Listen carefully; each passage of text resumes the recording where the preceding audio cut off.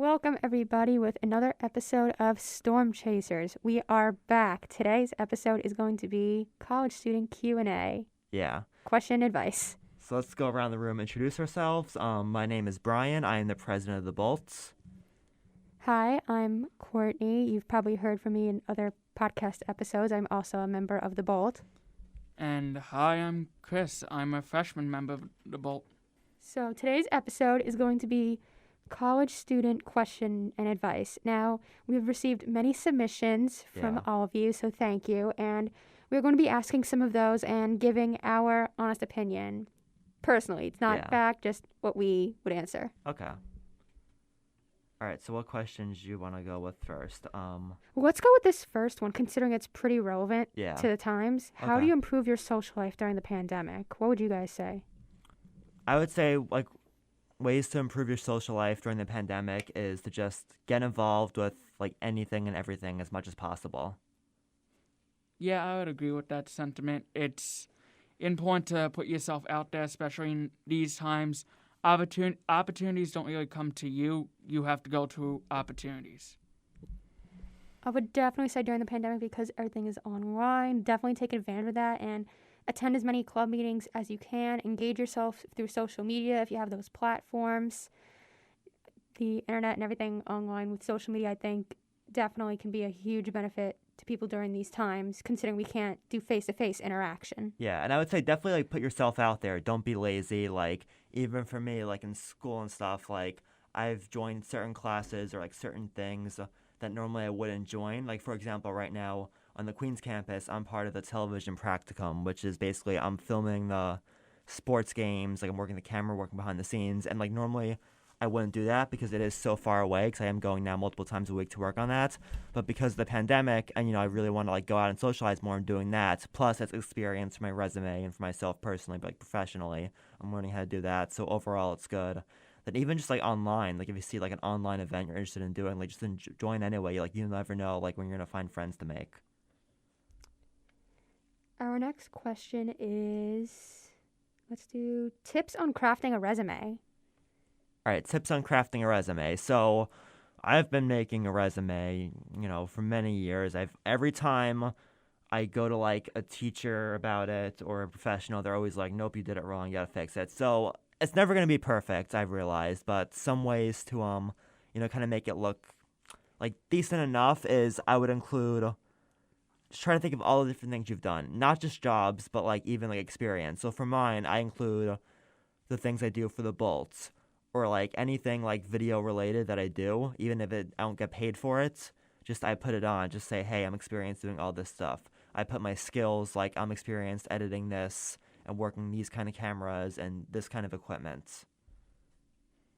Yeah, kind of just like what Brian said, the more positive things, even if it's not even a job, even if it's just a skill, a hobby, that'll look good, that you have the ability to do things and the commitment to do things, and I think that pans out very well when someone is looking at your resume.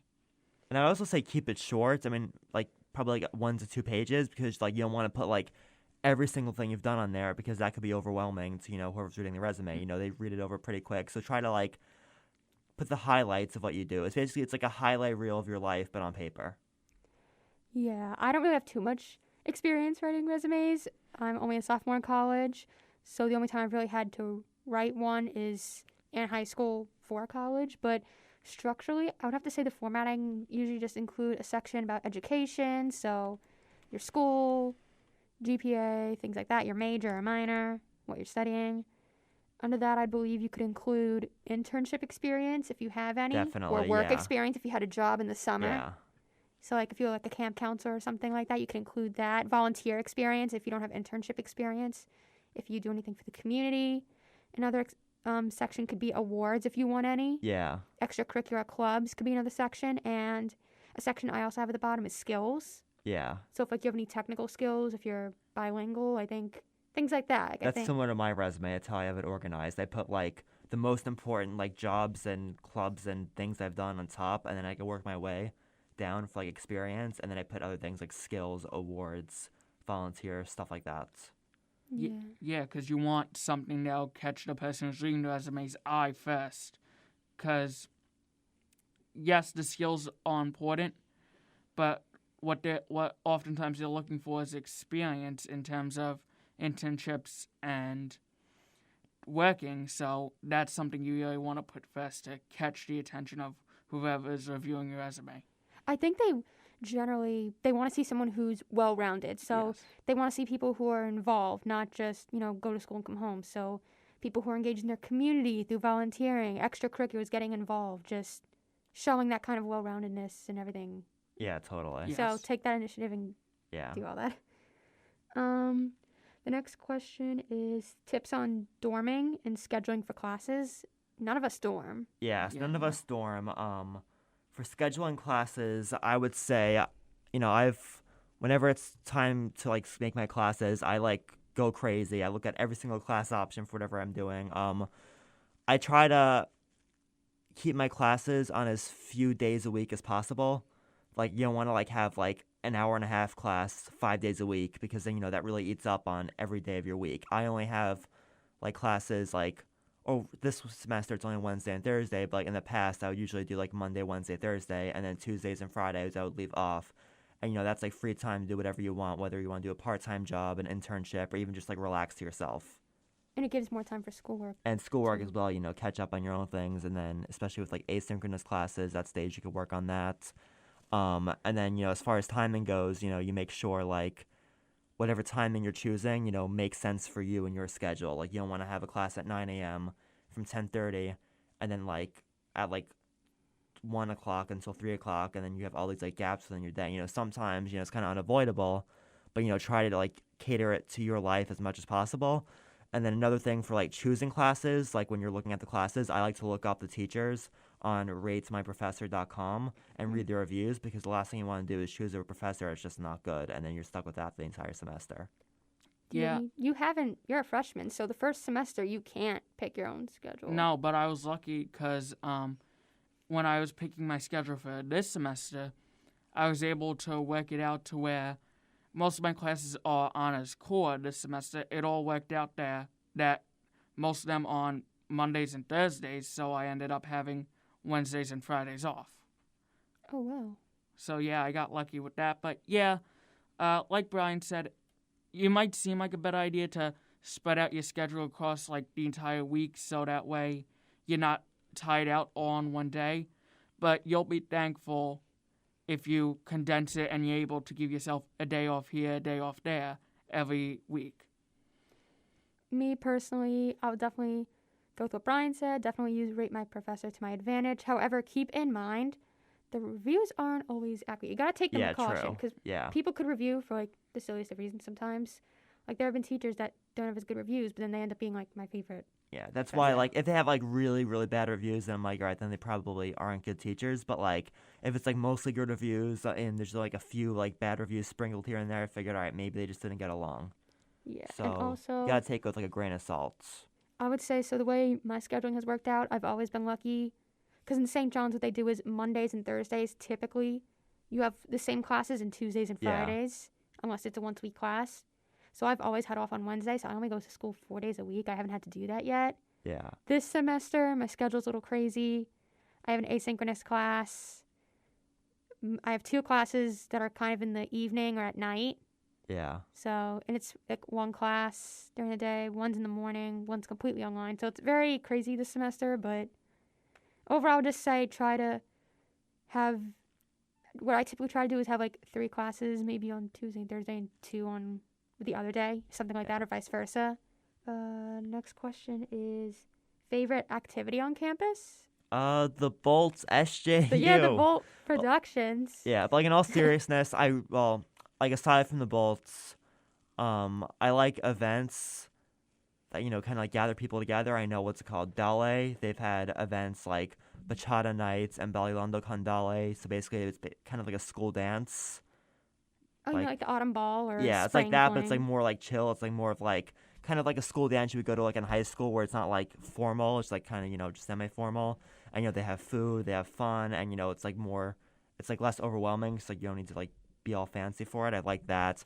Like just any events where people could just like come and hang out, because especially on this campus it's hard, because even before COVID, like there wasn't much to do. Yeah, it's small. It kind of has like that high school Yeah. vibe. And it's like, all right, well, it's Friday night. What's there to do on campus? Oh, look, nothing. Like, so whenever there was an opportunity to do that, I like that a lot. I do like getting involved with events from the comm club too. That I've gone Yeah, to a they lot have of good those. events. Yeah. Multicultural office. Yeah. What about you, Chris? Well, I haven't had much experience with activities on campus because you're my a freshman freshman. year Yeah. is starting during COVID. But one of the big things that still has been activities on this campus, Student Life organizes things like Screen on the Green, where they played a movie on the big lawn on campus, and that was a real great thing, a real fun thing. I made friends through that. So yeah, I'd say anything Student Life does on the campus usually is fun. It's usually a good way to meet people. I also like the beginning of the year and end of the year barbecues. Oh, yeah. Those are pretty cool.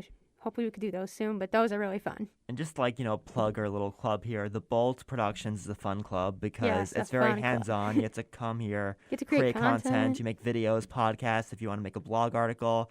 And it's like different from the rest because you're able to like create things. And like not only is it something you can put on your resume, but you're also, you're having fun with others and it's a good experience for yourself. Especially if you're a comm major, comm and TV film, majors. journalism, anywhere in the comm department. And I actually just got a question right now that says, is TV production an easy major to get involved in? It's actually funny that I got this question because... You're a TV film. Yeah. Well, yesterday in one of my classes, I was having this conversation with my professor, and like, is TV film an easy major?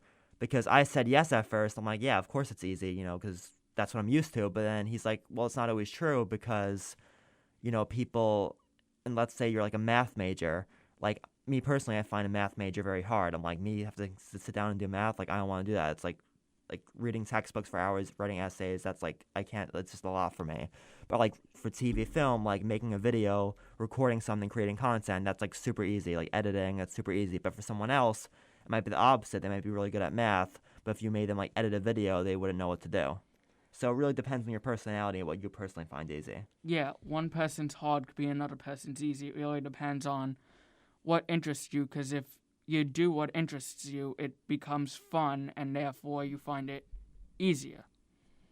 Yeah, I definitely think that's the beauty of college, though, is that you get to find your interests. Like, if you're, like, more of a creative, I guess, person, like, hands-on, maybe a major in the comm department might be for you. Or if, you're more...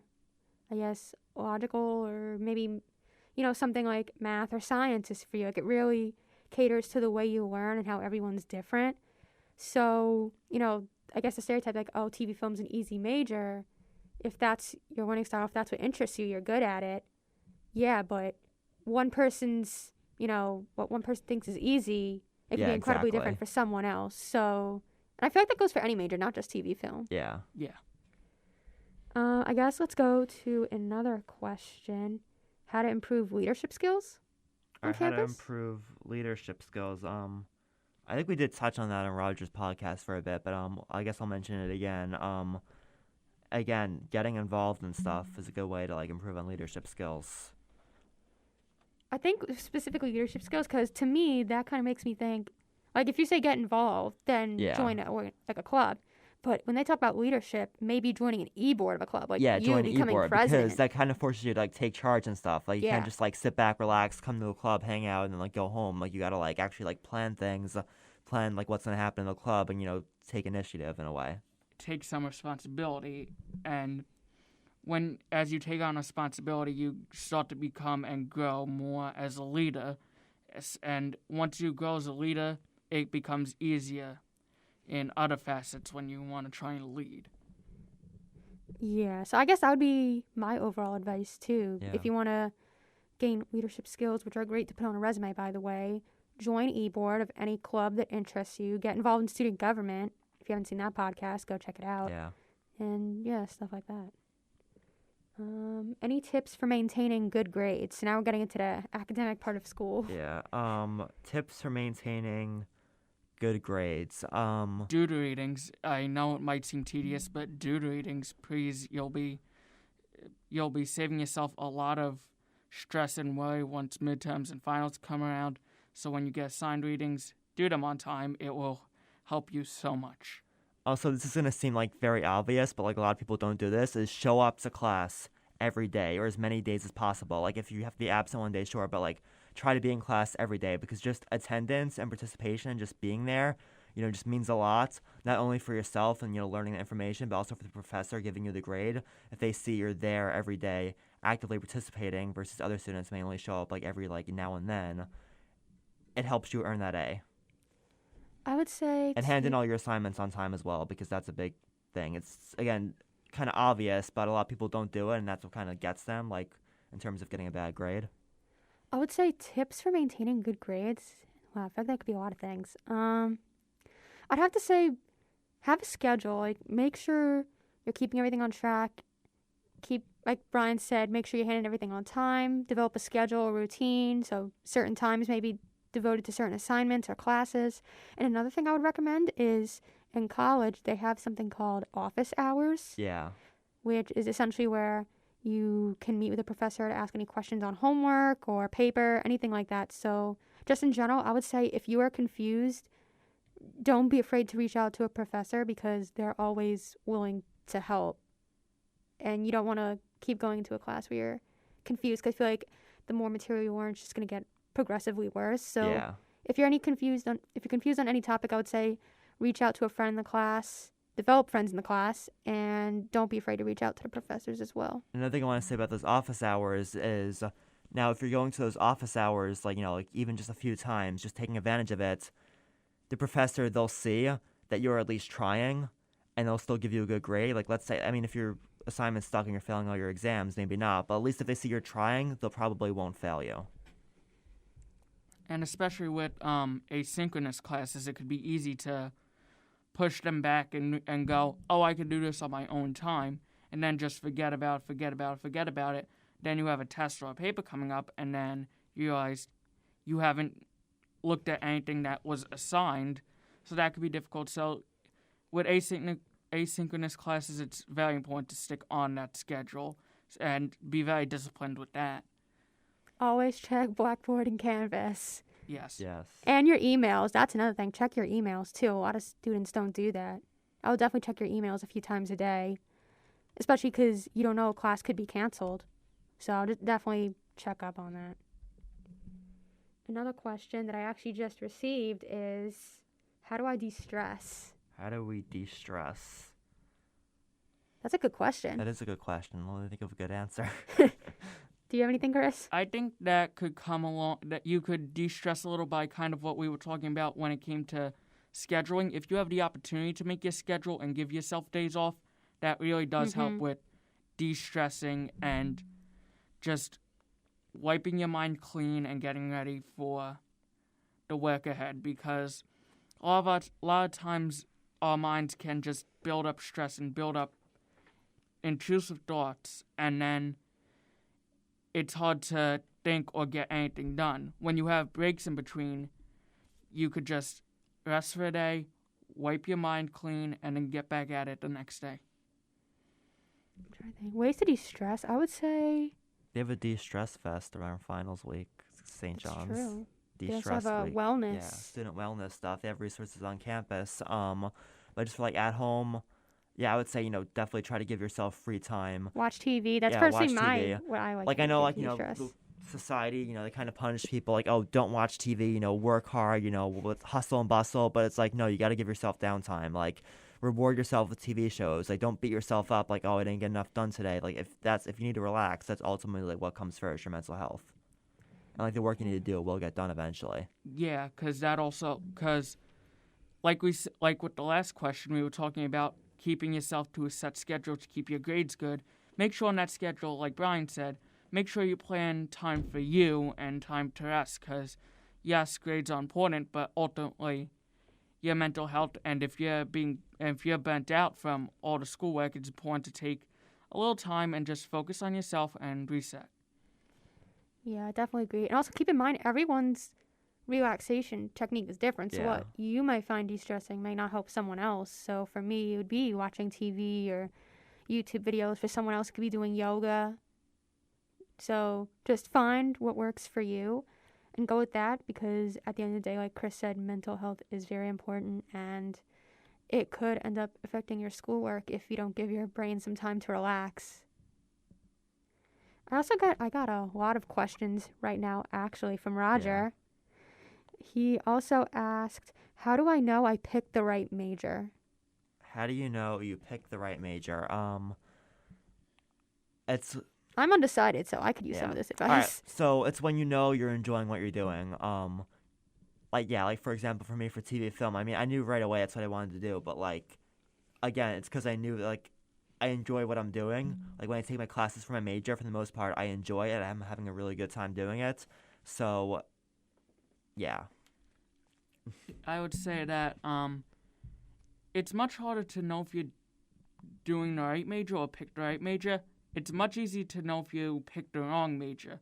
Because if you pick the wrong major, you won't enjoy what you're doing and you'll find it very tedious and very difficult. So it's easy to find out which major is wrong for you. But what you have to realize is if you're doing a class and you think, oh, this is fun, this is easy, this is enjoyable, look into what major corresponds with that class and see if other classes that correspond with that major interest you. Yeah, I'll definitely say pick a major that you enjoy. At the end of the day, happiness is like the most important thing. You have to be happy in the field that you're entering. I feel like if you're happy in the class, you could definitely start looking into careers that involve that. And a lot of people prioritize other things when it comes to picking a major, but at the end of the day, I feel like just genuine enjoyment is the most important thing, because you'll start excelling in the classes, you'll be interested in the material. So I feel like you'll know when it like caters to you, you'll know when it's like the perfect fit. Yeah, and I also want to say, like, with the major you pick, it's not like the end of the world. Like, you picked it and this is what you're doing for the rest of your life. I mean, like, yeah, for a lot of people it is. But, like, let's say, you pick a major and you do it, and then when you graduate and you're in the industry of whatever you're doing, you're like, oh, maybe this isn't for me. There are plenty of jobs and careers out there to do, and if you have the bachelor's degree, from even if it says TV film on it, it's still a bachelor's degree. I could still use it for other things if I wanted to do that, and and also experience matters a lot. So like my experience with what I do, off campus regarding like interning or my own videos I make, that's also equally as important. I know not every job is like that. Let's say you want to become a teacher, you need the degrees in teaching and education specifically. Well, I think there is actually alternate Yeah. programs for students who don't. I'm not 100% sure, but I think there is. No, there is actually. No, you're right. Actually, you can. So, like, I know people that have graduated St. John's with a bachelor's in TV film, and then they went to grad school for education, and they didn't do education as an undergrad. So it is possible. They became a teacher for what subject? I'm just curious. Like, was it actually? I'm not sure exactly. I think it's like elementary school or whatever. So like general wow. stuff. It wasn't for TV film. It was just to teach in general. But like, remember, grad school is always an option. So if you get your bachelor's and then after that you're like, oh, I want to do something else, so you can always change your mind in grad school. Again, for every major, it's not always the case, but for many things, you are flexible later in life.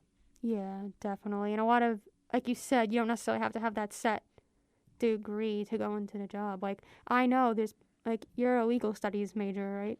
Yes, I am. Chris, you want to be a lawyer? Yeah. I mean, I know someone who majored in communications and wants to be a lawyer, someone who majored in English. So it's not, I guess, as concrete as it looks. Yeah, like there was a movie, Legally Blonde, where the girl was like a fashion major and then she went to law school. I mean, well, fashion law. it's not always like realistic, but like, it is possible. You can become a lawyer from any major, really. Like, it's not, I mean, it's helpful to have some majors, but it's not always mandatory. Yeah, and I would also say that if you feel confident in your major, but then you always get, like, doubts about, like, is this the right thing for me? That's normal. It's normal to always doubt, even if you do believe that that the major you currently have is right for you, because everyone wonders, what if I choose this major and go into this career? But at the end of the day, you have to find what makes you happy, because happiness is the most important thing when it comes to life.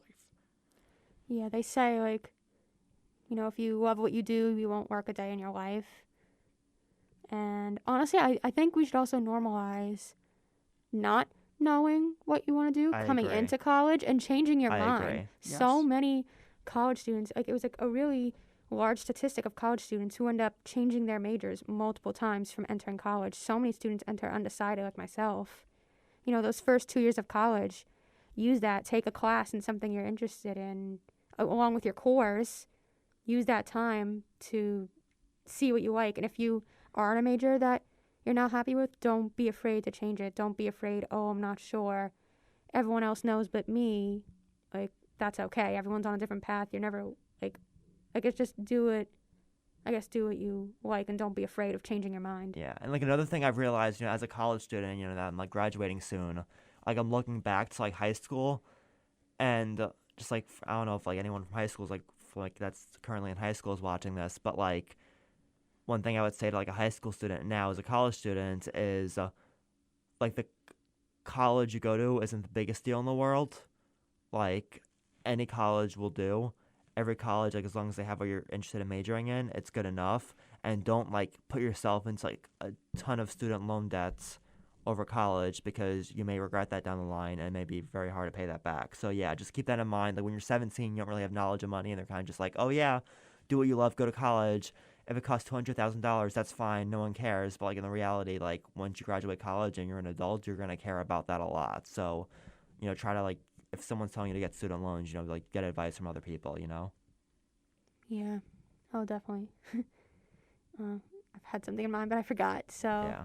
I guess let's move on. Oh, yeah, no, I was going to say, a lot of times, like, if you don't know what you're majoring in, because I know, like, I was in that position, all my friends knew what they were majoring in, and I was going on the side, and I kind of sort of felt, like, doomed in a way that, like, I didn't know, and it's going to be too late. But I'm kind of glad that when I got into college, a lot of people were in the same boat as me, and that I did have more time. Yeah. So let's move on to another question. What is one piece of Johnny gear that you can't live without? We have this This is beautiful bolt Not mug. actually. I can live without this, honestly. This is just a decoration. You literally like It's a Bolt mug, by the way. look, see, this is the handle, this is the logo. They so can't see. Yeah. So like They can't see. We're not doing a video. Just Yeah. know it's follow our Instagram to see it if you want Yeah. at thebolt.sju. We'll But post a picture. Yeah. it's a white mug with the Bolt logo on it. Yeah. But it's on the other side of the I'm trying to cup think handle. realistically. I don't know. Just like wearing St. John's clothes, it's fun. I think having like a St. John's T-shirt or a hoodie is very important because if you are attending somewhere where you want to show, hey, I'm a St. John's student, that's like the easiest way to show. Like I've gone to networking events and I'll wear St. John's gear just to let whoever is there know, hey, I'm a St. John's student. Yeah, it's a good way to make connections, especially because not even just New York, even around the country, St. John's is a very well-known school and very well renowned. So if you just wear like a T-shirt or a sweatshirt that says St. John's on it, people will ask you, "Oh, did you go to St. John's?" And then maybe they went to St. John's, or maybe they know someone who went to St. John's, and then maybe you could somehow find an internship through those types of avenues. You never know what could happen when people know where you're from. Yeah, definitely. I would have to say my Johnny gear that I can't live without. I have this one sweatshirt that I really like. It's not a hoodie. I got it from the Queens campus actually on orientation. Yeah. It's like navy blue and it doesn't have a hood, but it's really comfortable. It's not like too baggy, but it's not tight. So I like this one blanket. They gave it to me years ago at Accepted Students Day. It's like this blue blanket. It's so comfortable, but yeah, I can't live without that. Can't live without my blankets. yeah, and be proud to represent your school merch. Yeah, definitely. Don't be I know, ashamed. like, as a freshman, you're like, oh, like, this is kind of lame. But, School like, spirit. it is, like, and, as he said, you do make conversation just by wearing your St. John's merch, so. Next question. Tell LGBTQI plus students about resources in college. So we actually have an organization on college Yeah. geared towards that. It's called Spectrum. Spectrum SJU. Is that the Instagram handle? No, all right. Spectrum SJU, that's a Queens campus one, and then SI Spectrum, that's a Staten Island one. So yeah, go check them out. They have events like throughout the semester, related to that stuff, and also even on campus, the student wellness departments, they have resources there. And if you're not a St. John's student, other colleges, they all have their own resources as well. I know the College of Staten Island has one. But yeah, so it's definitely a good resource for LGBTQ plus students and allies. So Yeah, definitely. Definitely get involved. Let's see. Another question could be, here's a good one. How did you decide between St. John's and another college? All right, so how did I decide between St. John's and another college? So I actually only applied to 2 colleges. So, again, it was only like 50-50 which one I'm going to choose. But even then, it was still a very tough decision for me because they were both colleges I really wanted to go to for very different reasons. So I applied to St. John's and I applied to the School of Visual Arts in Manhattan. And I really liked that college in Manhattan, School of Visual Arts, because, it was very, like, a lot more, like, the TV film major they had there was, like, a lot more hands-on. And, I felt like I would have, like, learned more, at that college for what I was doing. And also, I liked being in the city. I liked the people there and stuff. And I was, like, really looking forward to going to that college. I really liked it. The thing is, it was expensive because I actually did get scholarship money from there. However, I got more scholarship money from St. John's, and St. John's was cheaper than School of Visual Arts. And, it was, like, a very tough decision. I'm like, which one I want? Like, one's college seems, like, very fun. But, the other college, like, seems more realistic. So, ultimately I chose the more realistic choice of St. John's. And, like, in the end, it did work out for me. I did find things I like to do. And, yeah, I think it was worth it.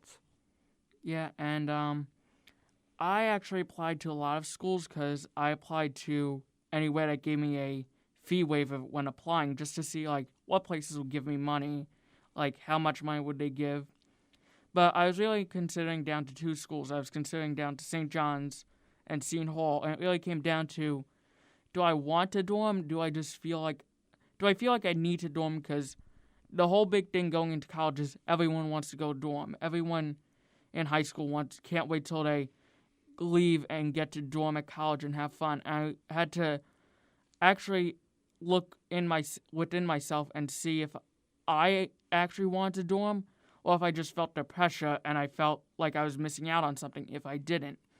And then when I finally realized that dorming probably isn't the best for me, then St. John's became the obvious decision, and so far I've been very happy and things are working out well. Yeah, I just like to say distance from home, that's another factor to consider when you're choosing what college you go to, both for commuting purposes and dorming purposes.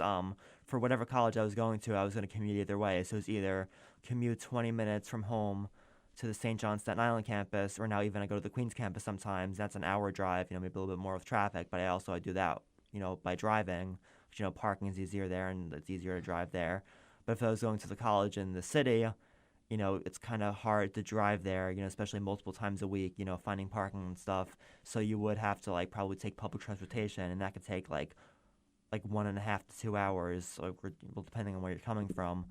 And, that's another factor to consider. And then if you're dorming too, how far away are you willing to dorm away from home? Like, do you want to be an hour away from home, 5 hours, 10 hours, like, within driving distance, within flying distance, out of the country?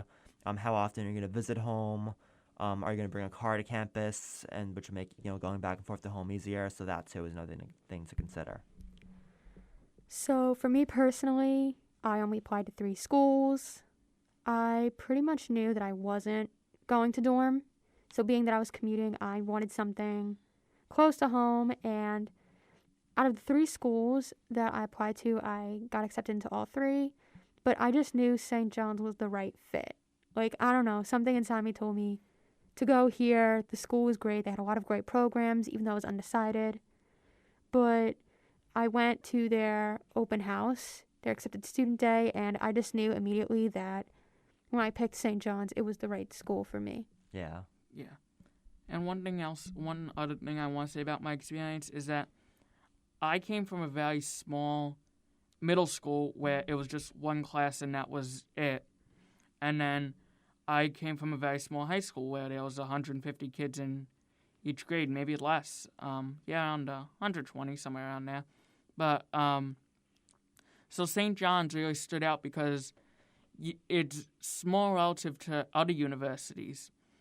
So you feel like a community, like you recognize people's face walking around campus. Even if you don't know their name, it's nice to see a familiar face. Yeah, it's actually something that reminded me. I also, say middle school and high school, it was very small, probably smaller than yours. And, I'm used to that one-on-one individualized attention. And that's something that specifically the Staten Island campus allows you to have. Besides commuting, you really get that one-on-one attention if you're confused or anything. And that's just something I've been accustomed to. So that's another plus as to why I chose St. John's. And I think that's something you definitely should consider. Yeah, definitely. Let's go with another question. How do you get extra tutoring? Well, St. John's, Staten Island, I'm pretty sure Queens would probably have it too, but there's the writing center where you could work with someone, you could assign someone, and they help you with essays, they help you review your essays. And sometimes when you just have a bunch of ideas in your head on what you want to write for an essay or a paper, it's good to talk to someone else and just get it all out so then you know what really you want to put on your paper and what would make it the best and most clear. So the writing center is really a big asset. Yeah, I would definitely agree. I would say definitely reach out to the Writing Resource Center and, again, just ask your professors for help, I guess, if you're confused. And if you have any friends that are, like, good in a certain subject, they could always tutor you, too. And, there is, like, stuff off campus you can always find as well. And become a tutor yourself. If you think you're good enough in a subject where you become one, I would definitely say do it. Yeah. Another question could be, how do you make sure you stay on top of school and social life? So I guess how do we balance both? How do we balance both? I think ultimately it just comes down to keeping a schedule. Like for me, I try to keep a lot of my school stuff during the week and then a lot of my social stuff on the weekend. That doesn't always work. Sometimes things come up on a Saturday, a Sunday, like the school things you have to do, or maybe like things might come up on like a Tuesday night with your friends. So just, schedule everything out, make sure like if you want to like hang out with your friends, you don't have an assignment due the same night. Stuff like that. Yeah, I would say basic stuff like that. The schedule is a very good idea. I just think that you need to separate time for work time is work time and social time is social time. And it's important to keep those things separate. You could mix them a little by having study groups, but it's important to, when you sit down, when you wake up for a day, this is going to be my work day. This is going to be the day where I'm going to get a lot of my work done. And then you could wake up a different day and go, okay, this is my day to have fun, hang out with friends, or even just relax. But it's important just to separate them and keep a distinct difference, yet at the same time, a clear balance. How about getting a planner, like a calendar? Yeah. That could be definitely a good tips. This way, if you're a visual person, everything's organized. You know what you have due. If you have any events coming up, when they are, what time they are. What you have to get done in a certain amount of time. And just having it laid out instead of like having it all memorized in your head. I feel like you're more susceptible to forget something. Definitely. So maybe writing it down not only helps you remember, but you have it there to look back at. So I'll definitely say maybe either use your phone calendar or maybe buy a planner. Yeah. What I've been doing lately is, with like my social life, like I've been doing all of my academic, work-related stuff during the day, and then, I haven't really been on my phone too much, chatting with friends. And then at the end of the day, when I get home and I finish everything that needs to get done, then I'll like FaceTime with a group of friends or something, or, text people. And now when I'll get my socialization done, like, at night, once everything's done. So that's like one advice. I mean, obviously, if you have like an assignment due, maybe that doesn't always work. And then I know some people, like, they might be so overwhelmed with work where they'll just like cut out social life completely. I mean, for some people, maybe that's what they gotta do, but, try to leave like a little bit of time for social life in there, because if you don't socialize at all, it does come back to you eventually. And then when you do have free time, you're like, all right, what do I do now? So yeah, try to leave like a little bit of time in there, like even if it's just like simple, like texting a friend saying, hey, what's up? Like, yeah. How about this next question could be, how do you start activities on campus? So by activities, I'm assuming you mean an organization or club. Now, I attempted to do this myself. So on the St. John's Staten Island campus, we don't have our own sports teams like the Queens campus does. We have intramurals, but not official teams where we compete against other schools. So one thing that I was going to start was an intramural ping pong team. We have a ping pong table in the campus center game room, and I figured, Father Tree on our campus, he's very good at ping pong, and a lot of students play it, and I played it in high school during gym class, so there's a lot of people that are interested in it. I know we have a soccer team, so I figured why not take the initiative and start my own intramural. It's a sport that's, easily accessible. You could rotate. But unfortunately, at the time I was going to start it, that's when everything with COVID happened. So we kind of had to put a pin in that. I still eventually in the future, hopefully next year, want to officially start the ping pong team. And what I did was I talked to Father Tree or just talk to anyone in student life, and they'll be able to help you find out the steps, the ways on how to start an organization or club. I know someone else on this campus who was attempting to start an art club. So anything you want to start, don't be afraid to do. I mean, that's how the Bolt got started with Amanda. If she didn't do she had it. an idea. She's like, I want to do this, and it happened. Yeah, because I think you'd be surprised if you want to start a club or organization on campus. You're probably not the first person to have that idea. So if you ask around, you'd probably be surprised by the amount of people who want to be part of what you want to start. So that's just something to keep in mind. Put yourself out there and ask around, like, would you be interested in this? And you'd be surprised how many people would say yes. Yeah, this kind of ties back to our other question with, I think it was how to show leadership, because being a founder of a club, if you have a club idea, that's try great to make leadership. a club. It may seem like a lot of work, but at the end of the day, if you do find enough people interested, you can make it happen. And once it does happen, it'll be worth it in the end. One person asked, where can we learn about jobs? So I believe you can go to Career Center. Services. Yeah. SJU Career Services. Yes, and and if you at St. John's, check email all the time. They always send stuff, at least to me, because I'm a legal studies major, about internships in law firms and stuff like that. So check your email regularly, because they send a lot of emails. And then people, like, within your major, too, like teachers and professors, like, in your major, like, talk to them about it because, they're probably in the industry one way or another, and they'll have advice for you relating to what jobs you want. Yeah, definitely. One person asked, what was our favorite virtual event, being that everything's virtual this year? I did a painting event I wanted last to go week. to that. I didn't even know what I was getting myself into, but I kept getting emails from Student Life saying, like, oh, we're having painting this Thursday. I'm like, paint and chill on Zoom. I'm like, that's interesting. I'll do it, I figure I'll socialize or whatever. So I signed up on, like, they had a little form online I signed up for, and then they sent me an email saying I had to come to campus to pick up painting supplies. And we actually were coming to campus anyway for something related to the Bolt. I'm like, and, like, the Student Life office is just about to close. I'm like, I'm getting there right now. So I got on my car, came to campus, got my painting supplies, and on Thursday I went on Zoom, and then they had a painting teacher teaching us how to make a painting. And I made a painting, and it came out decent, and, it's something. So I like that.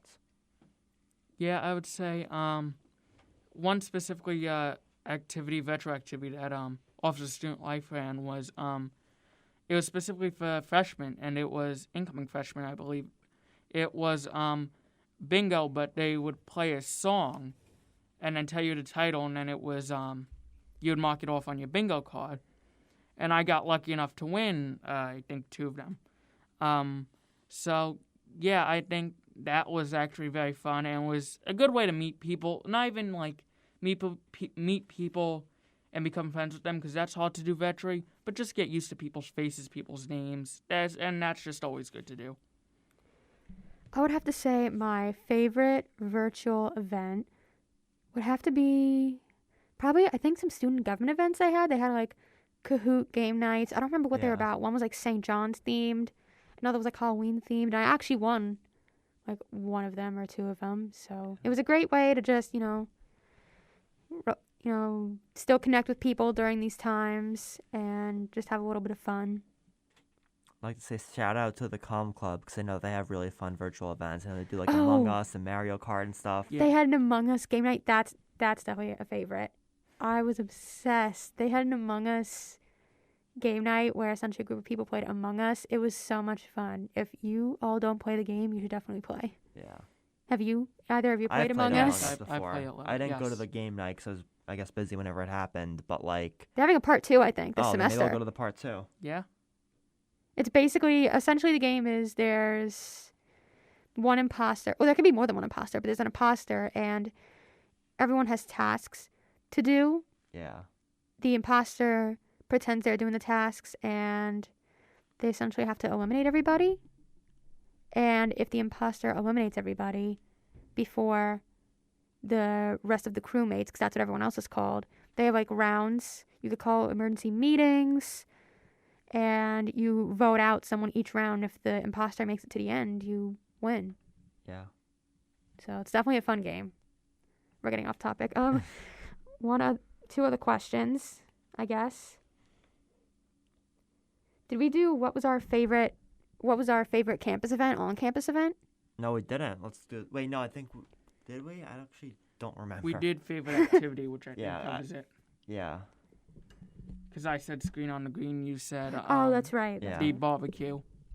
Yeah, well, I think we talked about enough on campus. How can shy people find their group at St. John's? I would say joining clubs, putting Yeah. yourself out Yeah. there, joining clubs, especially now with virtually and socially distanced sitting in classes. It's much harder to just coincidentally meet people and talk to people and become friends with people. So I really think that joining clubs is very important now and always when things get back to normal. Joining and being part of clubs, it's always just a great way to meet people and have fun. Yeah, I definitely agree. Like, even before COVID, when I first started coming to campus, I was more of a shy person than I am now, and I just wanted to make friends, but I'm just like, how do I make friends? I'm just, like, on campus sitting there, I'm like, it's hard. But, like, some good ways is, join clubs, because that's just an easy way to make friends, number one. And number two, just, like, make conversation with people. Like, it may seem intimidating at first, but, like, make conversation with, like, someone in your class or, someone in passing or whatever, or, like, someone, like, if you're in the cafeteria waiting for food, because, you never know where that conversation might lead to. Yeah, a lot of these questions, that's the tricky part, because they all tie into each other. How can shy people find their group? Ways to get involved? How do you create friends during your college years? I would definitely say, at the end of the day, just get involved. Go to different events you see on campus. A lot of times you don't even know about them, and you see them there. Don't hesitate to get involved.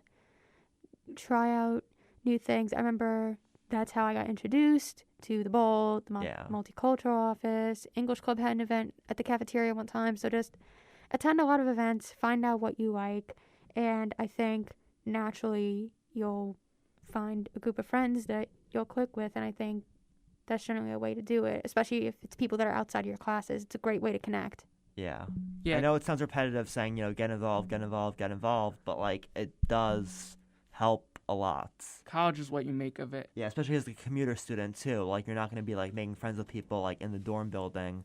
If you're only coming to campus to go to class and go home, that doesn't leave much opportunity to, like, make friends. So when you join clubs and you hang around campus, that opens up more opportunity right there. And also, when things open up, how about going, because St. John's is known for their basketball, Yeah. D1 school, going to games on the Queens campus. I mean, I know it's a far commute for Staten Islanders, but it's a great way to show school spirit, meet people from the Queens campus. And honestly, I think once things start opening up, everyone's kind of in the same boat where, like, they've been wanting to socialize with people for a while, but, they kind of felt trapped. So I feel like people are going to be a lot more social in general, once things reopen, because they're going to want to make more friends. Yeah, definitely. At the end of the day, it's like, find what interests you. Like, in high school, it's essentially the same. If you're athletic, join a sports team. If, loving content creation is something for you, Join the Bolt. Join the Bolt. Art club, anything, English club, just go to different things. And I think if you get involved and you make the effort, I think, things will just happen naturally. Yeah, definitely.